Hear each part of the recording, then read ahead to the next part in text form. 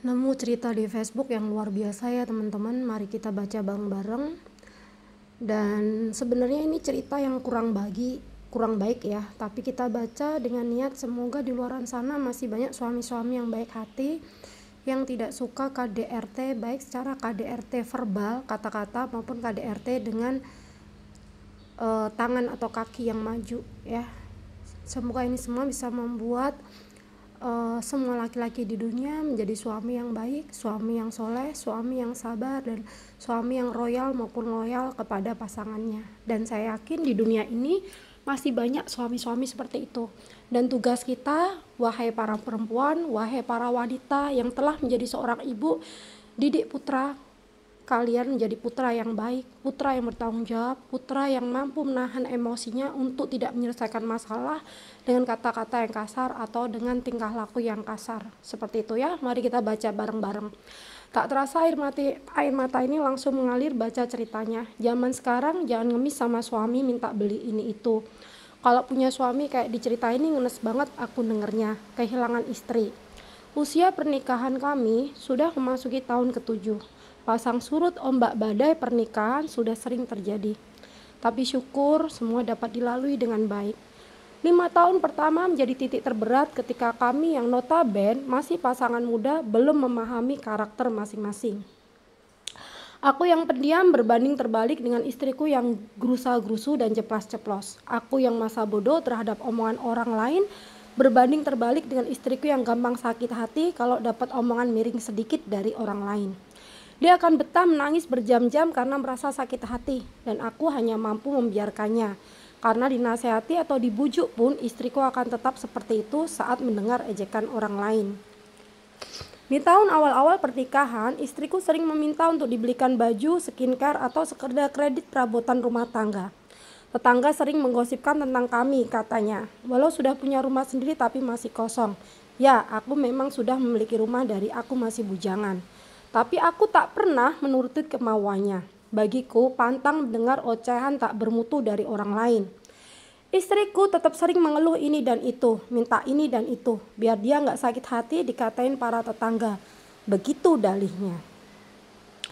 Aku tetap kekeh menolak, karena semua keuangan memang aku yang pegang.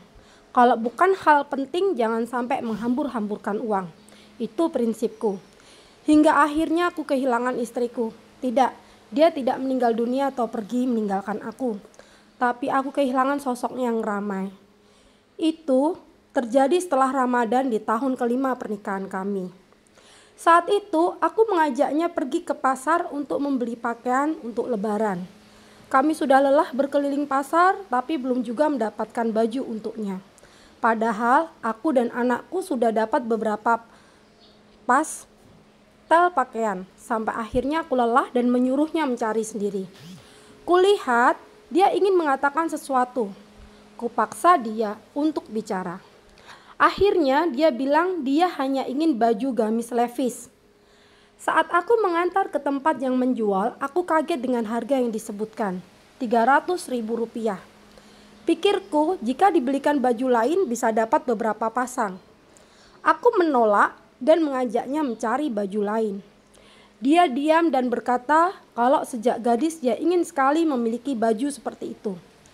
Toh itu harga belum pas, masih bisa ditawar. Tapi aku tetap menolak. Akhirnya dia hanya diam dan melangkah menuju parkir. Saat aku mengajaknya lagi untuk berkeliling mencari baju lain, dia hanya diam. Aku yang jengkel akhirnya memutuskan untuk pulang.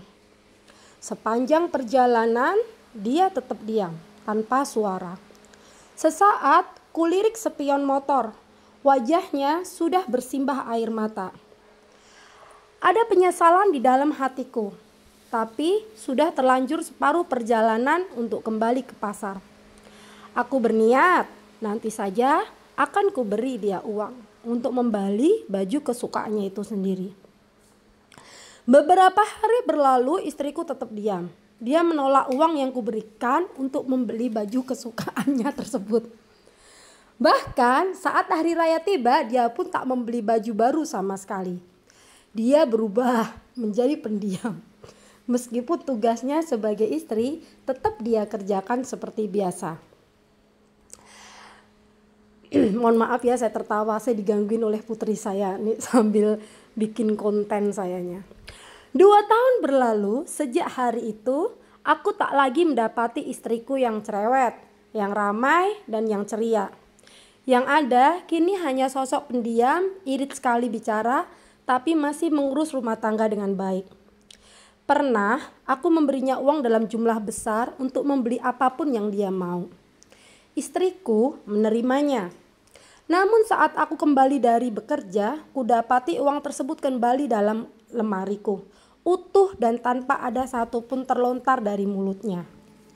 Kuperhatikan istriku kini semakin kurus, wajahnya begitu kusam dan tak pernah ada senyuman di sana. Dan hari ini, ketika dia menghadiri rapat wali murid, kudapati dia memakai baju yang sudah pudar warnanya, dipadu rok hitam dari zaman dia masih gadis. Ketika hendak naik motor, kulirik sandal jepitnya yang sudah tipis dan gempil di beberapa sisi yang ia kenakan. Hatiku benar-benar ternyuh.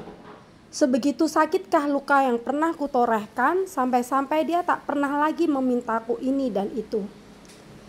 Hujan membuatku lari tergopoh-gopoh untuk mengambil jemuran. Tiba-tiba tanganku tertusuk benda tajam. Sebuah peniti di bra istriku. Kupandangin baju-baju yang ada semua sudah pudar dan beberapa ada yang berbintik hitam. Mungkin karena cuci kering pakai oleh istriku. Sedangkan pakaianku semuanya bersih tanpa noda. Sakit hati ini begitu terasa. Maafkanlah aku istriku. Aku menunggunya pulang dan saat dia pulang aku semakin merasa sakit luar biasa.